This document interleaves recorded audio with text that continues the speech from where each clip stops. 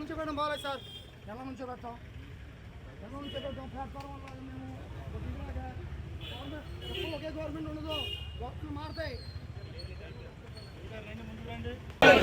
కూటమి ప్రభుత్వం వచ్చింది, రైతన్నకు అండగా రైతన్నకు అండగా రైతన్నకు అండగా కూటమి ప్రభుత్వం వచ్చింది.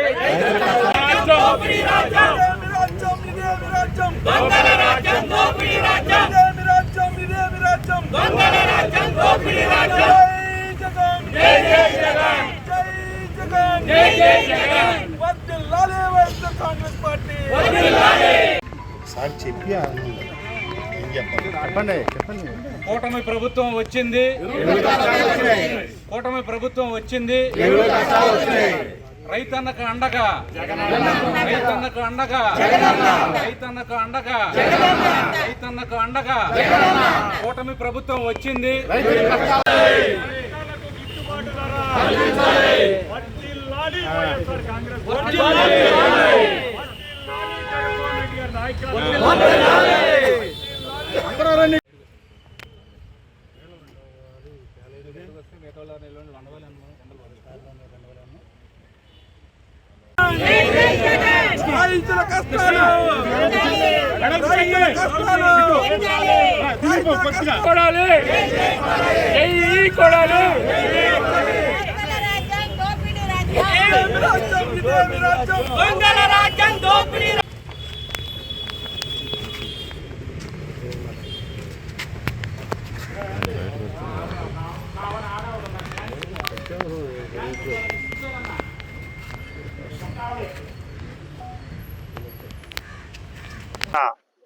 ఆంధ్ర రాష్ట్రంలోని రైతాంగం పడే కష్టాలను గమనించి వైఎస్ఆర్సీపీ అధ్యక్షుడు మాజీ ముఖ్యమంత్రి వర్యులు వైఎస్ జగన్మోహన్ రెడ్డి గారు ఈ రైతాంగం కష్టాల గురించి ప్రతి నియోజకవర్గ స్థాయిలో ఆర్డీఓలకి మెమరాండం ఇచ్చి రైతు కష్టాలని వాళ్లకు తెలియపరచమనే సందర్భంలో ఇవాళ గుడివాడ నియోజకవర్గంలో ఇప్పుడే ఆర్డీఓ గారికి రిప్రజెంటేషన్ ఇచ్చాం.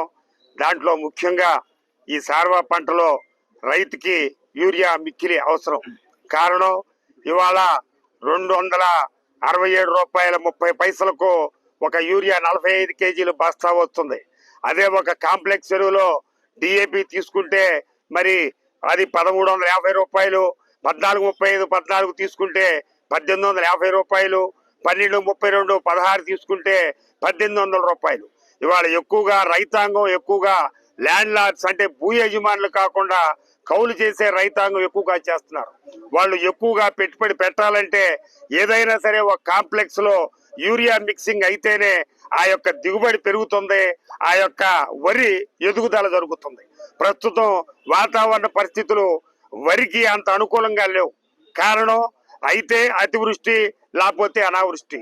ఈ రోజును చూసుకుంటే నిన్న చూసుకుంటే ఎండ 39 డిగ్రీల సెల్సియస్ గా ఉంది. ఇటువంటి పరిస్థితుల్లో మరి ఎంత ఎరువేసినా కాంప్లెక్స్ ఎంత ఎరువేసినా సరే ఎర్రబారిపోయి మరి అది నల్లబట్టల. ఆ నల్లబడే గుణం కలగాలంటే దానికి యూరియా ముఖ్య అవసరం.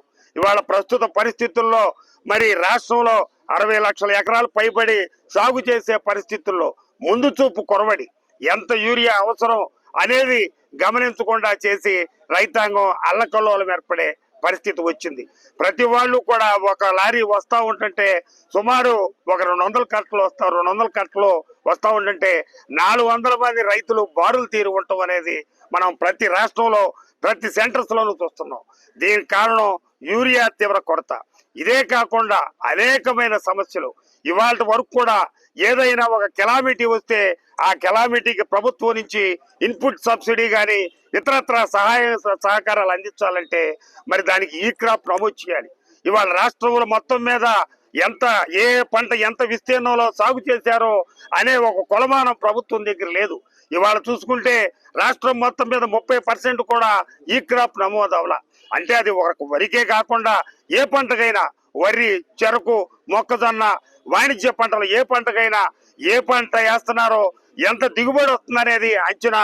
తర్వాత ధాన్యం కొనుగోలు కూడా 2 నెలల్లో ఈ పంటలన్నీ వచ్చి ధాన్యం కొనుగోలు పరిస్థితి. నవంబర్ వచ్చిందంటే ధాన్యం కొనుగోలులో ఈ క్రాప్ నమోదు చేసుకున్న రైతే మరి ప్రభుత్వం ధాన్యం కొనుగోలు చేస్తుంది. ఇవాళ వరకు చూసుకుంటే ఇప్పుడు అనుకునే ఆర్బీకేలు ఆర్ఎస్కేలు చేశారు, నిస్సహాయ స్థితిలో ఉన్నాయి.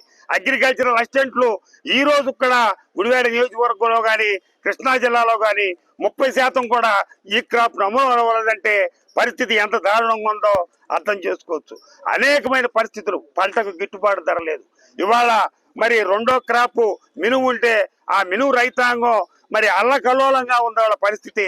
ప్రభుత్వం నిర్దేశించిన మద్దతు ధర క్వింటాలకు 7,600 అయితే ప్రస్తుతం 7,200, 7,150కే ఉంది. సెంటర్స్ లో పెట్టి మేము మినుము కొనుగోలు కేంద్రాలు అన్నారే గాని నామమాత్రంగా లేదు. రాష్ట్ర వ్యాప్తంగా జగన్మోహన్ రెడ్డి గారు ఇచ్చిన పిలుపులో భాగంగా ఆర్డీఓ ఆఫీస్ దగ్గర మనం వినతి పత్రం ఇవ్వడానికి ఈ రోజు రావడం అనేది జరిగింది. రైతులు ఎన్నికల ముందు రైతే దేశానికి ఎన్నెముక అని చెప్పేసి ఎన్నో కబుర్లు చెప్పిన మన కూటమి ప్రభుత్వం ఈ రోజు వచ్చిన తర్వాత రైతులకి మాట ఇచ్చాను, మడం తిప్పుతున్నాను అన్నట్టుగా ఈ రోజు పరిస్థితి కనపడతా ఉంది. రాష్ట్ర వ్యాప్తంగా కూడా ప్రతి గ్రామంలోనూ సీజన్ వారీగా ఈ రోజు ఎరువులు వేయాల్సిన పరిస్థితి. యూరియా చాలా కొరత. ఇన్ని సంవత్సరాల్లో కూడా ఏ సంవత్సరంలో కూడా రాని కొరత ఈ సంవత్సరం వచ్చింది. అదేమి అని చెప్పేసానంటే కూటమి ప్రభుత్వం ఒక సాకు చెప్తా ఉంది, యూరియా ఎక్కువ వాడితే పంట దిగుబడి రాదు అని చెప్పేసి ఏలు వంకర పెట్టకపోతే ఎన్నపూస రాదు అన్నట్టుగా ఈ రోజు ఆ ప్రకారంగానే వాళ్ళు మభ్య పెట్టుకునే పరిస్థితి కనపడతా ఉంది. రైతులు దేశానికి వెన్నెముక అని చెప్పిన కూటమి ప్రభుత్వం ఈ రోజున ఉల్లి ధర గాని అదే రకంగా మిర్చి ధర గాని అడగటానికి వెళ్ళిన జగన్మోహన్ రెడ్డి గారిని ఏ రకంగా కేసులు పెట్టి హింసించారో మనందరికీ తెలిసిన విషయం. ఓడిపోయినా గాని రైతులకి అండగా నిలబడి ముందుకు తీసుకెళ్తున్న జగన్మోహన్ రెడ్డి గారికి మనం అంతా కూడా రుణపడి ఉంటామని చెప్పేసి చెప్తా ఉన్నాము. ఈ రోజు ఈ కార్యక్రమానికి రైతులు వచ్చిన రీతి మనకి కనపడతా ఉంది. చాలా భయభ్రాంతులు చేస్తా ఉన్నారు, హౌస్ అరెస్టులు చేస్తా ఉన్నారు. మధ్యలో వస్తున్న వాళ్ళని కూడా అరెస్ట్ చేసిన పరిస్థితి మాకు కనపడింది. చంద్రబాబు నాయుడు గారు ఎప్పుడు అధికారంలోకి వచ్చినా రైతులకు ఈ కష్టాలు తప్పవు. వరి దండగా అని చెప్పిన ఈ ముఖ్యమంత్రి గారు ఆ రైతుల మీద ఎప్పుడు అధికారంలోకి వచ్చినా కక్ష తీర్చుకుంటా ఉన్నారు.